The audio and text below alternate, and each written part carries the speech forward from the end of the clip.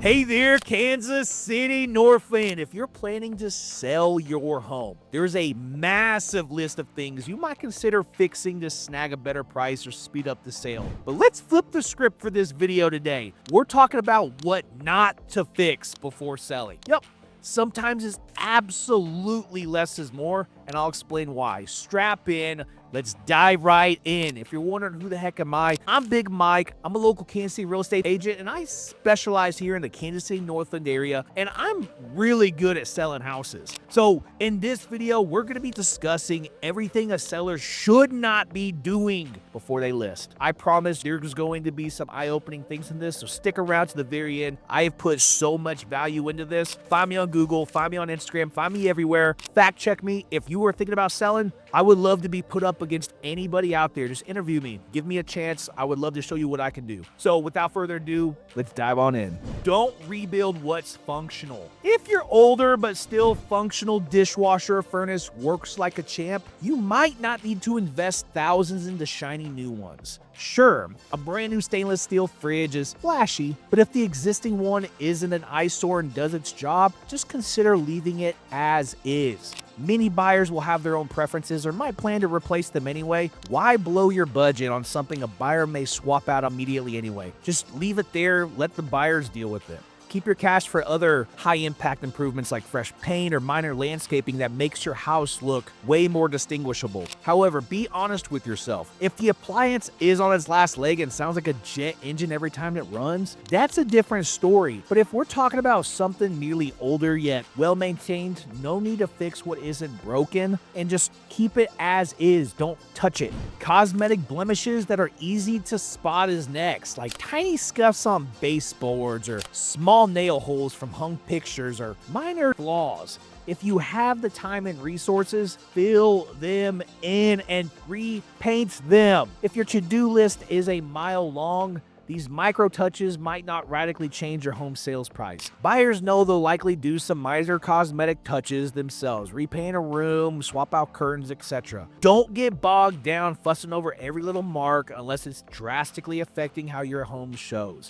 Focus your energy on the bigger fish. A glaring patch of peeling paint outside or a huge carpet stain. Those are more likely to scare away potential buyers, but tiny scuffs, they're part of daily life and buyers often view them as such an easy DIY fix. Hell, most people don't even mess with them anyway. They end up making their own and don't even worry about it. Next is the outdated decor that just isn't offensive though. Look, if you got some bright orange shag carpet from the 1970s, or personally my favorite, those pink and green bathtubs and toilets, that might need some attention. But if your kitchen cabinets are just a little dated but structurally just absolutely fine, think twice before launching into full renovation mode. Cosmetic preferences vary absolutely wildly. Some buyers might walk in and say, I love the vintage vibe, while others might plan a modern remodel from day one. Spending a fortune on new cabinets just to guess a buyer's taste can be absolutely risky and most of the time does not pan out. In fact, many buyers appreciate the chance to put their own stamp on the home after they move in. Let them do the big design overhauls instead of draining your wallet. That's a win for your budget and their creative vision. Plus, you go buy new cabinets, you're not going to get one for every dollar that you spend. At the end of the day, people think, man, you know what? Will my house value go up? The answer is no. Cabinetry,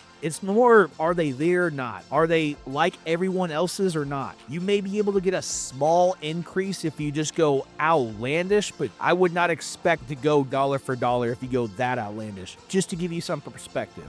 Avoid major remodels before listing. Kitchens can make or break a sale, but a full kitchen remodel right before listing could backfire massively. It's one of the most expensive renovations you can possibly do, and you may not be able to recoup anywhere near what you spent. If your kitchen is severely outdated, minor improvements like fresh paint or maybe some updated hardware can give it a facelift without a monstrous budget. You don't need to gut the entire room to make it appealing. Plus, buyers often have strong preferences for kitchen finishes. Spending $30K on new granite counters and high-end appliances might be wasted if your buyer wants a different look. So keep it functional and clean. Let the future homeowner handle the big vision if they choose. Save your money. Bathroom remodels, same same thing. Similar logic just applies to bathroom remodels. Unless it's in dire shape like water damage or moldy tiles or pink and green bathtubs, if you're watching that, get rid of them. Consider leaving it alone. A full bathroom reno can cost absolute thousands, and you might not be able to recoup that investment in the final sales price. Basic refresh like regrouting the shower, replacing chipped sinks, or swapping out outdated fixtures often go a long way. Buyers will appreciate the cleanliness over anything and then just keep it tidy. But they might also have their own little style in mind, so don't touch it. Think about your ROI, return on investment. If you're short on time or budget, focus on simpler fixes that improve curb appeal and interior brightness. That can make a stronger impact than a shiny new bathroom you might never fully financially benefit from. I always tell my clients, one of the cheapest things you could possibly do to add thousands to your house, clean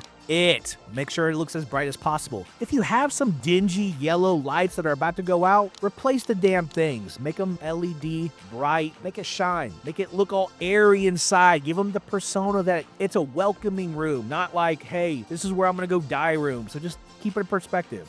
Now, if you have some specialty rooms or just some weird little add-ons, look, I get it. They may be badass, but converting your attic into a guest suite or finishing the basement might seem like a great way to bump up the sales price, but large-scale projects can be absolutely time-consuming, expensive, and it's always stressful if you're trying to list in a very soon manner. If you're already weeks away from listing, tack on a big add-on can create absolute chaos. You'll deal with contractors, permits, inspections, sometimes pulling you into delayed listing timelines and unexpected costs. Unless there's a clear and quick path to a high ROI, major add-ons might not be worth it for you. Let buyers decide if they want that finished basement or that custom wine cellar. Don't guess somebody's preferences and pay for it before you have to. Now, when should you consider a fix? Now, structural or safety issues every single time. Now, if there's a foundation crack, roof leak, or a major electrical hazard, that is absolutely different. Those are huge red flags that can kill a sale or at least slash the price a buyer is willing to pay. In the Kansas City Northland, especially with some older homes, you might see issues like settling foundations. If a repair can protect your asking price from plummeting, it's likely worth addressing. Buyers will find it during the inspections anyway, so it's just better to be handled up front. Also, safety issues can complicate lending. If a buyer's lender flags something major, the deal can fall apart within seconds. So address real structural or safety problems first. Do not gamble with that stuff. It's a difference between a smooth sale